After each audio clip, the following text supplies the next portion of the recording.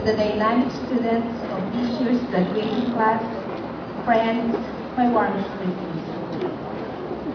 I am very honored and honestly quite nervous to stand before all of you this afternoon. Primarily because I'm used to delivering speeches, and secondly because of the self-imposed pressure to be able to inspire the young crowd in the audience.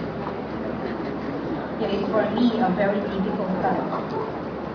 Nevertheless, I am overwhelmed to be given this rare opportunity to share my humble views in this momentous event, especially to the students who work hard to earn their high school diplomas, and to the respective parents who unconditionally show their love to these children and give the needed support to help them reach their goals. This culminating activity is a milestone in every graduating student's life. This is a celebration of achievements and accomplishments, not only for the students, but for the school, the teachers, and us parents as well.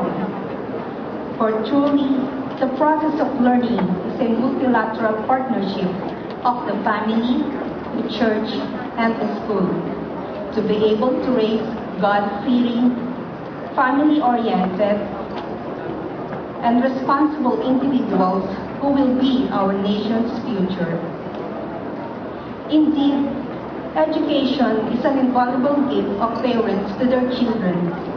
That is why the recipients should treasure this and do their best to excel. For literacy opens doors to vast opportunities. I would just like to stress an important point about the pressures of schoolwork.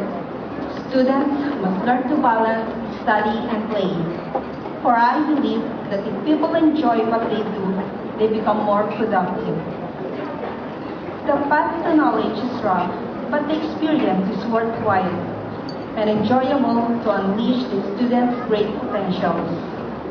So students, continue to enjoy your educational journey. To the faculty and staff of St. Mary's College, thank you for providing our children with quality education, which is their strong foundation when they enter college. We appreciate that you have given our children their second home.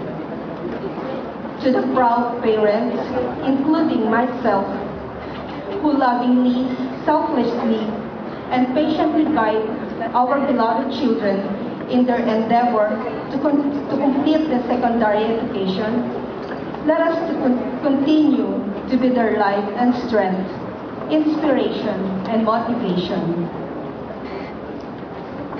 And to the 2012 batch of graduating students who did their best to be worthy of their diplomas, my sincerest congratulations for the job well done. We all salute you.